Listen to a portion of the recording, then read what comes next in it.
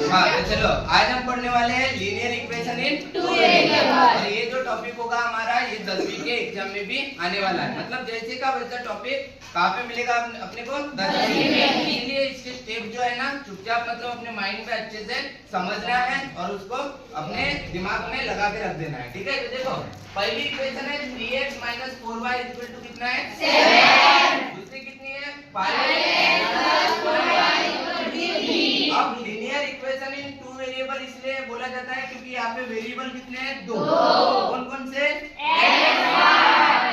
तो इसकी मेथड कैसी होती है कि सबसे पहले साइन देखते हैं। पहले क्या देखते हैं साइन। तो साइन देखते हैं इसके प्लस प्लस है और इसके क्या है माइनस प्लस। तो देखो जब अपोजिट साइन रहेंगे तो कौन सा ऑपरेशन करते हैं ऐड। कौन सा ऑपरेशन करते हैं ऐड। लेकिन जब साइन सेम होंगे तो क्या करते हैं सब्ट्रैक्ट। ये वाली चीज पहले दिमाग में रखना। ठीक है दूसरी चीज दिमाग में रखने वाली ये है कि उनके y के साथ और x के साथ जो कोफिशिएंट होगा उसको क्या करना है सेम करना। अब सेम कैसे करेंगे तो देखो पहले मैं तो ये बोलूंगा वो दो मेथड है सॉल्व करने के ऐड और सब्ट्रैक्ट। तो आप क्या करो ऐड वाले को अप्लाई करो क्योंकि वो इजी रहेगी। ठीक है तो देखो ऐड वाले को अप्लाई करने के लिए माइनस प्लस को पकड़ना पड़ेगा और माइनस प्लस किसका साइन है y। ठीक है तो y को हम सेम कर देंगे। यहाँ पे ऊपर में कितना दिख रहा है 4y और नीचे में कितना है 2y। तो इस 2y को 4y बनाना है। कितना बनाना है 4y। तो 4y बनाने के लिए पहले इस इक्वेशन को इक्वेशन नंबर 1 देंगे और इसको कितना नंबर देंगे इक्वेशन नंबर 2। अब लिखेंगे इक्वेशन 2 मल्टीप्लाई करेंगे कितने से 2 से।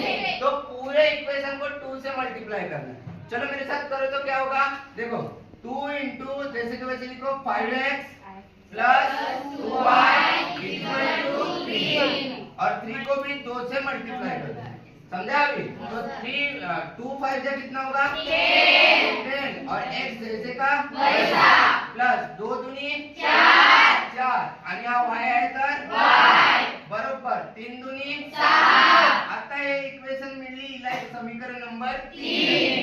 इसको समीकरण नंबर 3। अब 2 से कौन सी बनी 3 बनी। तो 2 फिलहाल में हमारे कोई काम की नहीं। ठीक है लेकिन उसको एज इट इज लिख के रखना। अब क्या करेंगे देखो इक्वेशन 1 को देखो अच्छे से इक्वेशन 1 और इक्वेशन 3 को देखो। क्या ये 4y बन गया yes, sir। और इसका साइन अपोजिट होना चाहिए माइनस प्लस है yes, sir।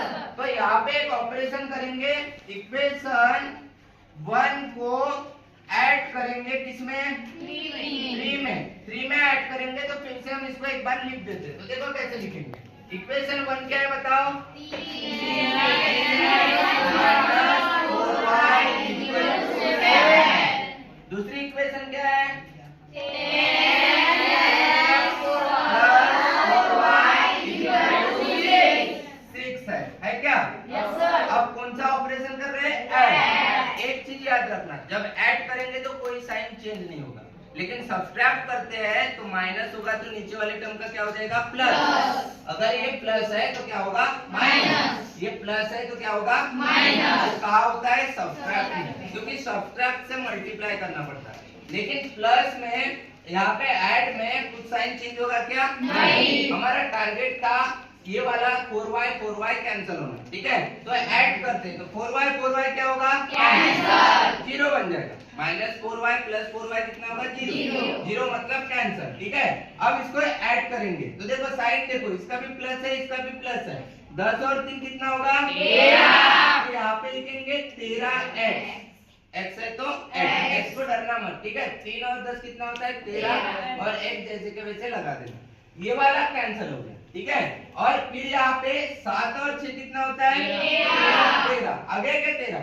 अब x की वैल्यू हमें निकालना है। तो देखो 13 के साथ x क्या है मल्टीप्लाई। कैसे पता चला ये चिपका हुआ रहा मतलब मल्टीप्लाई। 13 और x मल्टीप्लाई में ये नंबर है और ये भी क्या है 13 नंबर। तो नंबर को नंबर की तरफ भेजेंगे।